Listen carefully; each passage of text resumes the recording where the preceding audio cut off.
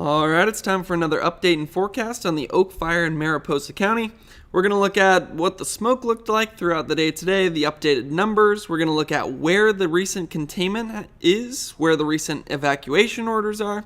We're also going to look at if there is still any heat showing up on this fire. And then finally, the fire weather forecast, where there's some pretty interesting things coming in the next couple of days. So we'll really dive into that towards the end of the video. But first, we'll just start off, as always, looking at the satellite imagery, and interestingly, you can't really even tell where this fire is anymore because there's not much smoke coming off of it. You just notice some of those clouds over the Sierra. That moisture that moved in throughout the last couple of days, we did still have dry conditions over the Oak Fire, but some of that moisture definitely did help out with the firefight, although we were drier today than the last couple of days. And then we're going to see some big changes when it comes to what that moisture is doing over the next few days. That's a little hint as to what we can expect throughout the weekend. Now, when it comes to those numbers for the Oak Fire, you do notice we're up to 19,156 acres. Not that big of an increase from what we were looking at yesterday. So if we actually want to see where that growth was, that's the current perimeter, and that's what our data yesterday showed. So still some growth on the north and northeastern sections of the fire, but really not all that much, and especially not compared to that growth we had in just the first 48 hours of the fire, where actually I think even in the first 24, it grew more than 10,000 acres. So to see that recent growth right there, not all that much over the last few days, and that's been the nice trend that we have seen recently. Now, another nice trend that we have seen recently is the containment is up to 39%. If we want to see where that is, mostly on the western and southern edge of this fire. You can tell it's contained because that's where that black line is. Where it's still technically uncontained is the red line, although from all the reports that I've been able to gather from all the different links that I look at, it looks like the fire is holding within the lines that they have right now. So I imagine over the next few days, we're just going to continue to see that red line turn into some of that black line there. Now, this is where we have some good and bad news on this fire. The good news is we just keep seeing more and more resources showing up to this fire. We now almost have 4,000 personnel on it, which tells me that even though we do still have some warm, dry, windy conditions out there, we've got a lot of resources on this, and based on the progress they've made the last few days, I'm not expecting that progress to turn around anytime soon. Now, this is where the bad news comes in, though. When it comes to the damages and losses, you can see that we are up to 116 structures destroyed, which is up significantly since my last video. That was the main reason I wanted to do another update and forecast for this fire, was because you might be wondering why that number went up so much. It's not exactly, or it's not due to the fact that we had a lot more structures destroyed since my video yesterday. It's more due to the fact that they're getting those damage assessment teams in there, and then they're figuring out and being able to count those structures that were likely destroyed in just the first 48 hours of this fire. So doesn't mean that the fire destroyed a bunch more yesterday. It just means that we're now able to count it because we can get those crews in there. Now, one other thing that I've seen is when it comes to all those evacuation warnings and orders, again, I never go over those because by the time you're watching this video, it might have changed. I do just point out that we do still have some orders in place, especially directly around the fire, and you can stay updated on those in the link in the description. And then something else I'll point out is I do know it is all the agencies involved in this, one of their main goals is to get people back in here as fast as possible, but sometimes you do just have to be patient in these situations. They have to remove some of the dangerous trees that were maybe burnt and are at risk of falling down. They have to get the power back going again, so lots of different things before we can fully get people back into the situation. So just keep an eye on that map over the next couple of days. And then I've also just been keeping an eye on this map over the last few days. This is one of the best ways to see where the current heat activity is. You can see where the fire perimeter is, and then the heat activity shows up with those little stars that you see there. And when you have a lot of activity going on a fire, you'll just see tons of these red stars right there. You can still see maybe 2 or 3 of them. And then what you can also see on this map when the fire is very active, and what we certainly saw in the first couple days, is when I change it to all satellites, there's usually big red boxes where the satellites are still picking up heat. What that tells me is that the satellites aren't picking up any heat on this fire right now. Although, can't exactly say that. Of course, there is still some heat and smoldering going on, but much less than the last few days, and this is by far the best that this map has been.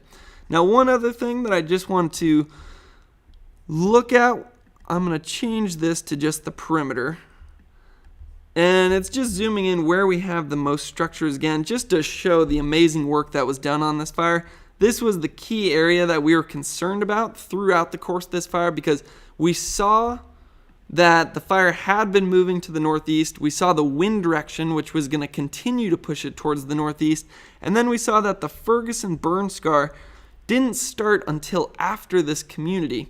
So we were very worried about all of these structures being burnt right in here. But as you can see, and I can fairly confidently say at this point, all the agencies involved in this were able to save a lot of these structures in here, which is honestly amazing considering how fast this fire was going over the first 48 hours, that they were able to basically steer it around a lot of these structures. Now, with that being said, I did have the updated number on those structures that have been destroyed. A little more detail on that number is single residence structures destroyed was 90, outbuildings destroyed 45, structures damaged 6, outbuildings damaged 4. So, although there was a lot of saved structures on this, thoughts and prayers go out to everybody who did lose possibly a home, all the memories, and then there is still 641 structures currently threatened, according to the CAL FIRE report that came out at 6 p.m. So I'm certainly going to keep my eye on this. I'm by no means saying that the fire is over, but right here kind of tells a lot of the story that's going on. Crews are strengthening control lines, patrolling for hotspots, improving contingency lines, and constructing direct line in very steep areas that are extremely difficult to access.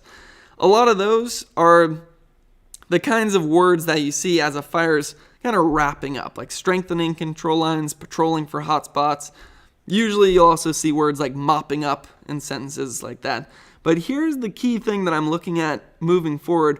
Monsoonal moisture is expected to return early next week, which should lower temperature and raise humidity levels. So if we actually want to see that, we can check out the fire weather forecast here. And I just want to make sure we're using the exact right Latin long, so we're just going to get it directly from the CAL FIRE website. Put it into here. And first, let's just look at tomorrow just to see what we can expect. Not expecting any major changes. That it at least looks like the winds are relatively constant, around 22 mile per hour wind gusts. Temperatures, as they've been throughout the entire course of this fire, fairly warm, mid-90s tomorrow. Relative humidity, not surprisingly, still going to be fairly dry in the teens. What we want to look at, though, is that monsoonal moisture and see what that's going to look like. We'll change to thunderstorms right here. Notice there was a little activity over Southern California throughout the day today. As we click into Saturday, looks like some of that starts to pop up. Most of it still in Southern California again, though. And then on Sunday, looks like more of that activity works its way into the Sierra. So it doesn't exactly look like those thunderstorms are directly over the fire, which is good because sometimes those thunderstorms can lead to erratic winds that can fan some of those smoldering parts of the fire. What it will likely bring is just an increase in relative humidity and a decrease in temperature. Temperatures still look pretty warm on Sunday. Relative humidity, right there it still looks dry, but I would find it hard to believe if we're still at 17% relative humidity when that moisture does come in. And then just looking at it again, just taking one final look at those thunderstorms, looks like continuing into Monday as well. So I would say the reason I'm including that, when it comes to the oak fire, it's to say that we'll likely have more cloud cover, which means reduced temperatures, which means increased relative humidity. But then I'm also including that because I'm going to be watching this event for any lightning starts throughout the Sierra. We have a lot of dead and dry fuels up there. There's 97% of the states in that severe drought category. So Sunday and Monday, I'm going to keep a close eye on the Sierra and any lightning starts to see if we have to do some more updates and forecasts on wildfires that might be started by this monsoonal event. But certainly knocking on wood, hoping for the best. And overall, I would say just great progress being done on the Oak Fire. If you're just joining the live stream, I think that's the summary in one sentence. It is up to 19,000 acres, but it is also up to 39% containment. Expecting the acreage not to change very much as we go forward, and expecting that containment to continue to rise. So, as always, thoughts and prayers go out to everybody who has been affected by this fire, and I hope that in relatively short time you'll be able to return back to your community. Hope this video was helpful, and thanks for watching.